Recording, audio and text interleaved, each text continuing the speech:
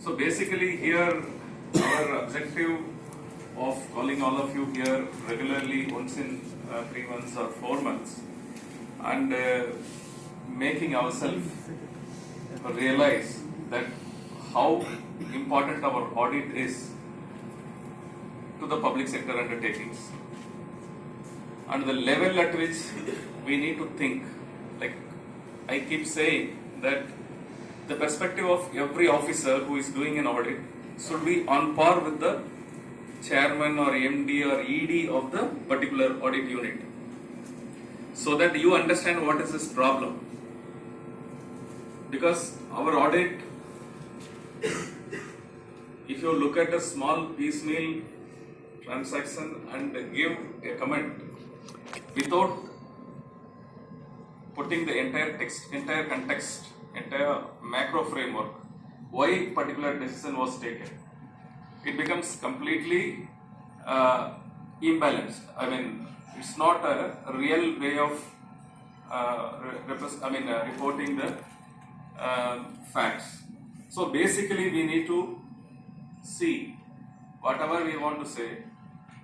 Like he has told, one of the greatest achievements in a very short time on the PMUI project, and within that short time, 6 crore connections have been given by the oil companies here.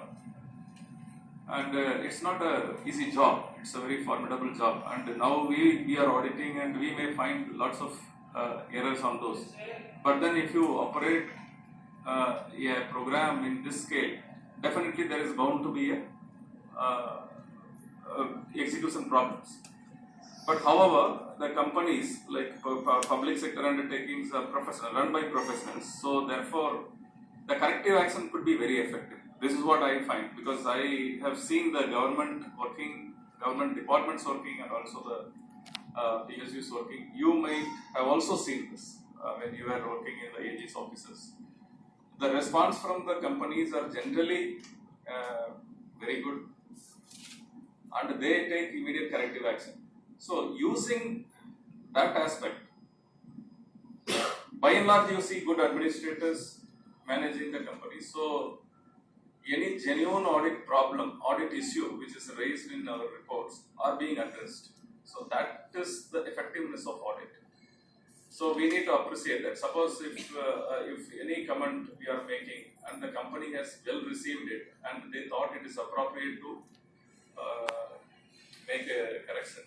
So that is the effectiveness which we want to achieve in every aspect. We can be a guiding factor for the management to put in accountability and good governance. And the training, what we are trying to do is that, you're all very good, competent officers, you have been trained very well, you have cleared exams, but still I believe that, as I told you, when you see an entity, you have to see the macro picture. You have to see the entire constraints which are associated with that entity. And your audit should give complete picture about the entity. You can't, I see inspection reports sometimes, it doesn't give the complete picture. Straight away you talk about some issue and you are trying to split those issues into many. So anyway, those details let us discuss. So mainly what you need to do is you have to have a comprehension of the entire entity. And we need to communicate very, very nicely and effectively so that the management respects your letter. Many a times we write,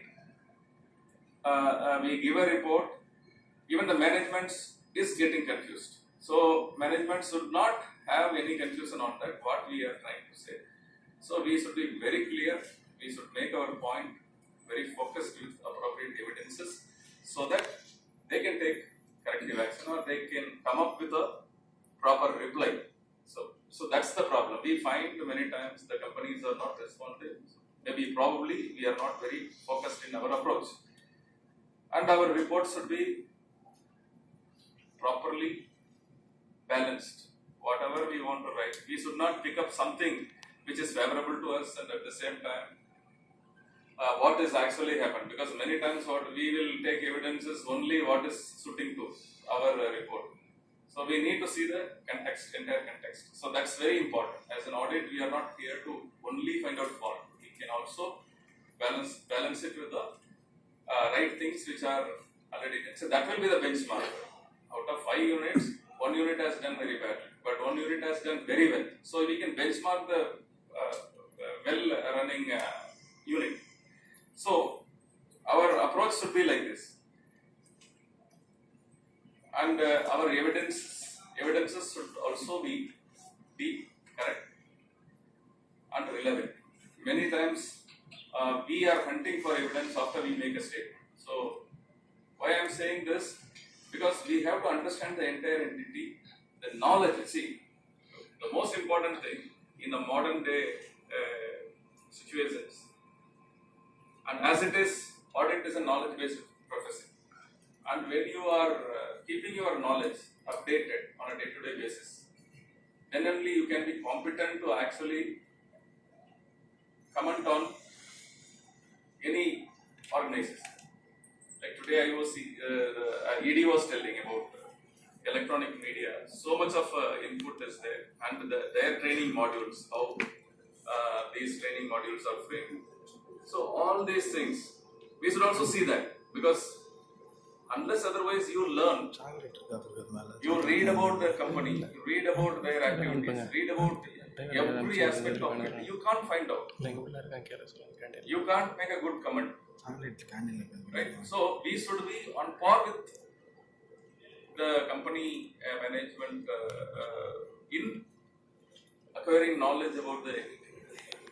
So these are the very fundamental things, and if you don't learn on a day-to-day basis, we cannot do good audit.